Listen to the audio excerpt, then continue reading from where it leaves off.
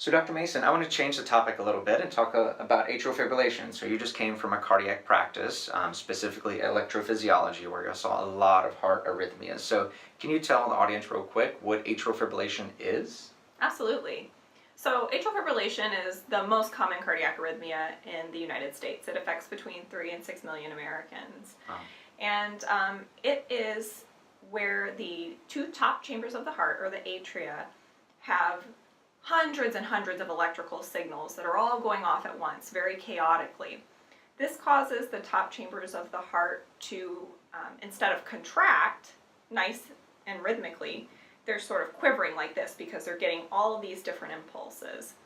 Because of this, blood can pool in the top chambers of the heart, and this predisposes people to clot formation and subsequent heart attack or stroke, which are the main complications of AFib. We diagnose it simply by doing an EKG. AFib can be a little bit tricky in that an EKG won't always find it. We call that paroxysmal AFib, and that it comes and goes. Another means that we have is something called a Kardia monitor that you can purchase online, that if you're having symptoms at home, you can push the electrodes and it will record an EKG at home, and that can help us as well. and that's called Kardia, Kardia. You can buy it on Amazon. It's like $100. It's a really great tool. We treat AFib through either rate control or rhythm control. Those are the main types of methods we use to treat it. No matter which method you use, blood thinners also play a role in AFib management to help prevent those clots that we talked about and reduce your risk of heart attack or stroke. So, what are some reasons people would take blood thinners versus not take blood thinners when you have AFib? So, why would one person take blood thinners and not the other? So it depends on a couple of factors. One is your individual risk factor, and the way that we calculate that is through something called a CHA2DS2-VASc score. It looks at things like history of heart failure, diabetes, your age, your gender, etc. We calculate a score, and the higher you are in that score, so typically 2 or higher, we typically think that the risk of stroke is higher than the risk of bleeding on the blood thinning medicine. But it's also patient preference.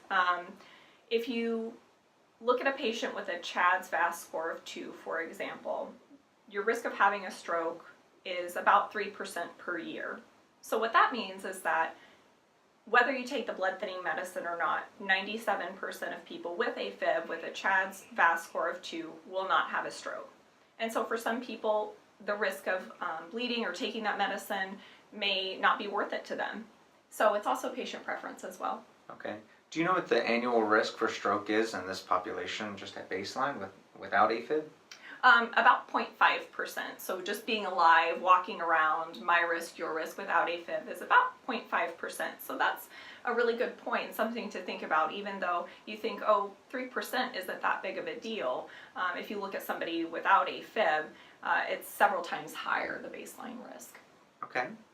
What are some natural ways you would recommend to patients to improve their atrial fibrillation, whether it be lifestyle, supplements? What can they do naturally without prescriptions?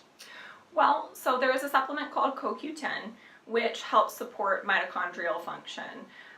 The heart cells have the greatest energy expenditure of all the cells in the body, and so supporting that is very helpful. Magnesium is also helpful. It helps to relax the muscle, and so people who experience a lot of palpitations or kind of that flip-flopping around in your chest sensation, magnesium can be really helpful for them as well. I've had some really good successes with magnesium on several of my atrial fibrillation patients.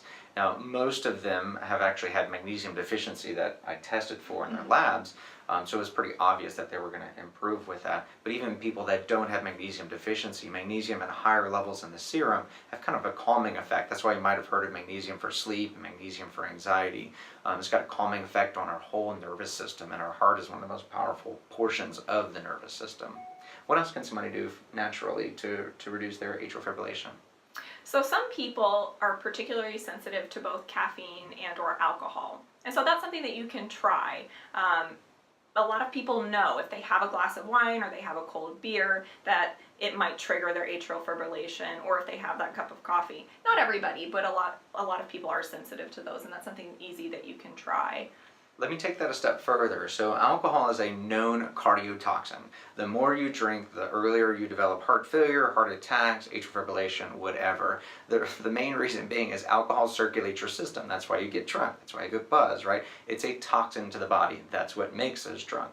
So it's also a toxin to your heart that's pumping all that blood around. So when it's toxic to the heart, what it causes in the heart is it causes a dilation of the heart. And we're not talking about a beer or a glass of wine. We're talking about heavier drinks, which would be considered more than your doctor drinks every day, which isn't much for me. But anyway, more than 2 drinks a night is considered above average and at risk. So whenever you're drinking excess alcohol, it causes that heart chamber to get damaged, and as the heart chamber damages, it enlarges.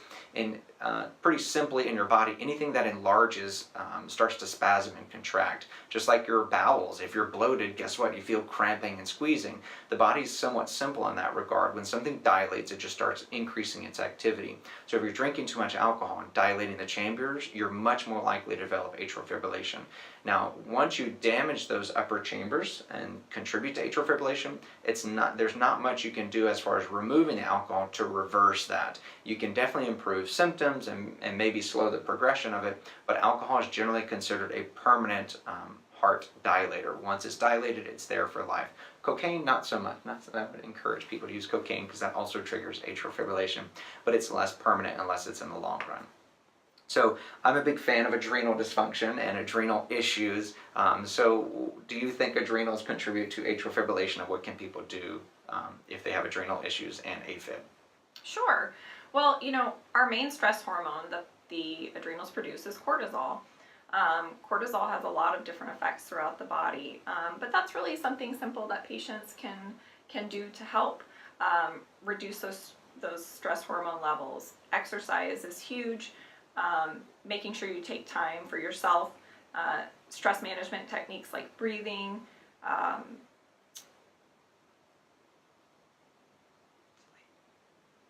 I'm just like, Oh. I was like, oh, I said again, and then I Oh, don't worry I'm trying to about it. focus on it.